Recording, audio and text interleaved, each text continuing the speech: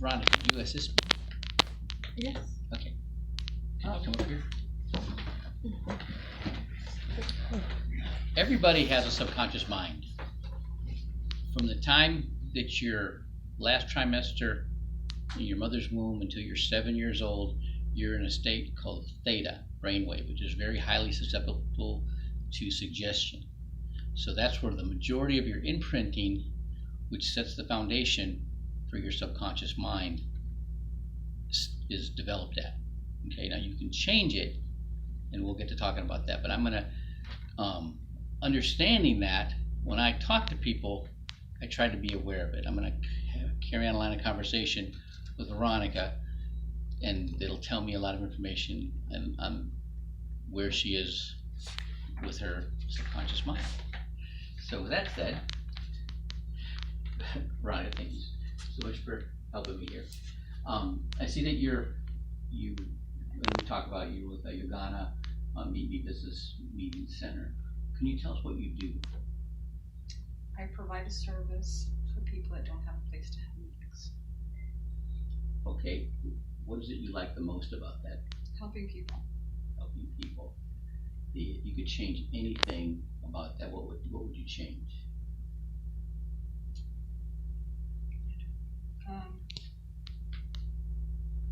Be more open-minded.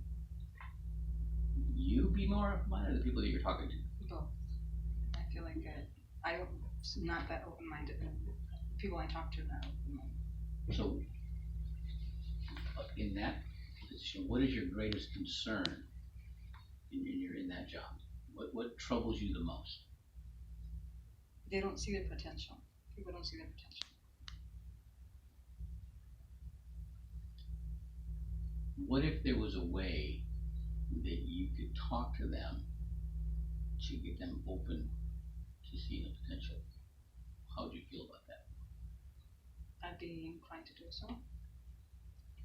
All right, so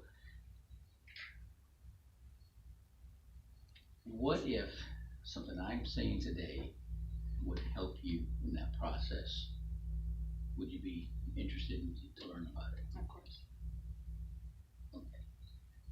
What do you like to do for fun? What do you like to do for Exercise. you like exercise?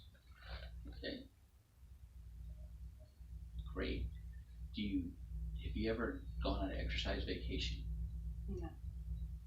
Well, if there was such a thing, where would you go? What would you do? What would you want to do? Cancun, I do yoga on the beach. That sounds fascinating. That's awesome. Okay. Thank you very much. All right.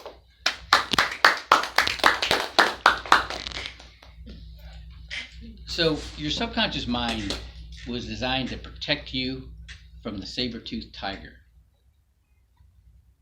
But the saber-toothed tiger is extinct. So what it does now is it finds things to protect you from. And so there's other people have different ways. There's a guy named David Goggins. He's an ex-Navy SEAL. He's wrote a book, and he gets harsh with his subconscious mind. He gets it in control and makes it do what he wants it to do. Right? Then there's another guy named Matthew Ferry, and he calls his subconscious mind his drunken monkey. It's scared of everything, but it's got the shiny object syndrome. It's really curious, and it's just picture a drunken monkey, and he cons it. It's like the greatest fear is death, right? You're like, well, I believe in reincarnation. I need a restart. There's subconscious mind's like, oh, well, we need to focus on something else, right? And he plays with it. There's a guy named Joe Dispenza, and he goes into trance, and he just makes his mind nothing. Okay, which it's hard for me to do. What I had to do is kind of rely back on some old subconscious programming from the military.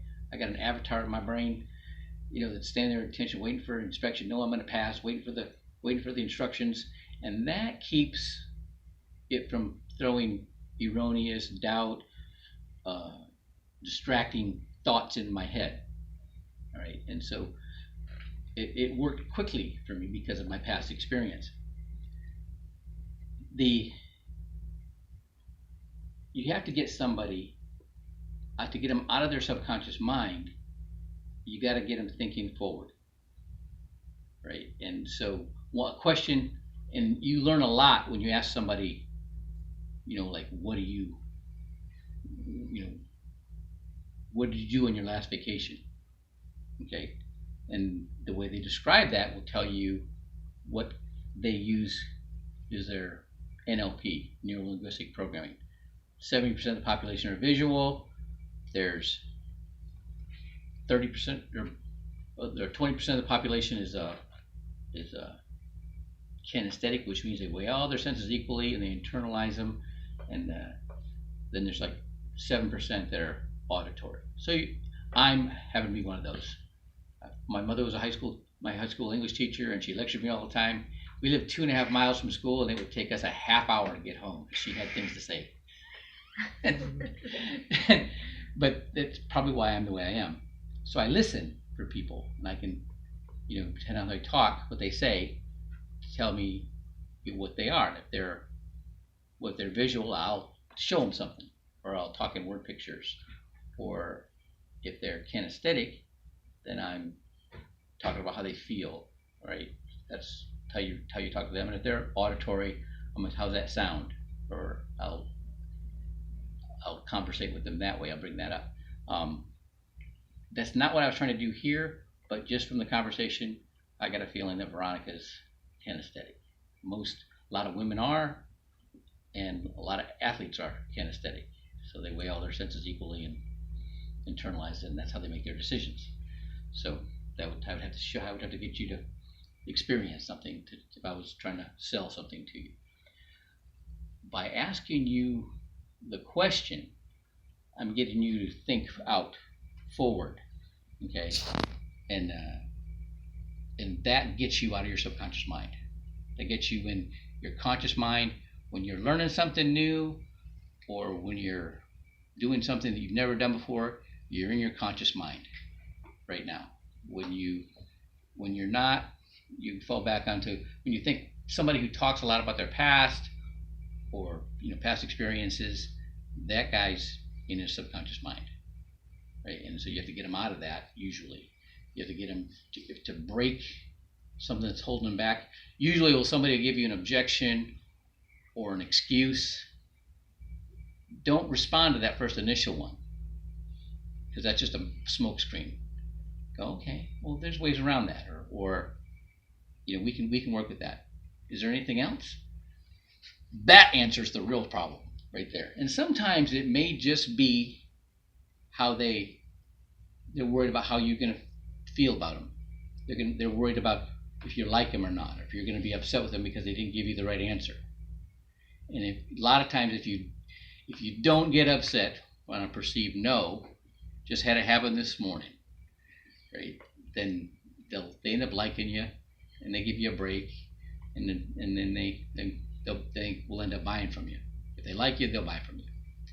So when you're communicating with somebody and you understand those things, what you try to do is get them out of their subconscious mind. And she did a very good job of it, describing where she would go to do a fitness vacation, right? And that was awesome. And she did it like that right now. So that's what you want to do when you're talking to people, when you're explaining the benefit of the what if. And it's with yourself too. If you're dealing with yourself and you have subconscious programming you're trying to overcome with yourself, you kind of have a little conversation with yourself, like, well, what if this works? What if I do this and I get results? Right? What if I ask him for the sale and he says yes? Okay, and you kind of have to have that conversation with yourself. You have to be, line up the protocol. Your subconscious mind is ultra powerful, according to Tony Robbins, but it works awesome when you get it in line with your conscious mind. So, Toastmasters, when you memorize speeches, you are taking your conscious mind and you are taking charge of your subconscious mind. You're saying that speech enough where it becomes subconscious. You've memorized it, right? It becomes part of you. When you hear pastors say, when the Word of God is in you, that means you got to read it enough where you memorize it. That's what he's talking about, Okay, so that's what you do at Toastmasters when you're preparing for a speech. You are practicing enough where you're comfortable talking at ease and speaking about the subject. Saying enough times where you don't say ums or pregnant pauses. And that's what you do here. What you do here is you are getting your subconscious mind in line with your conscious mind. Thank you very much.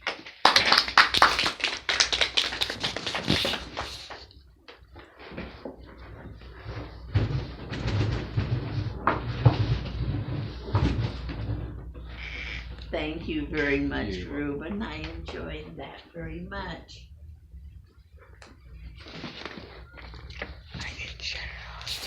Hmm?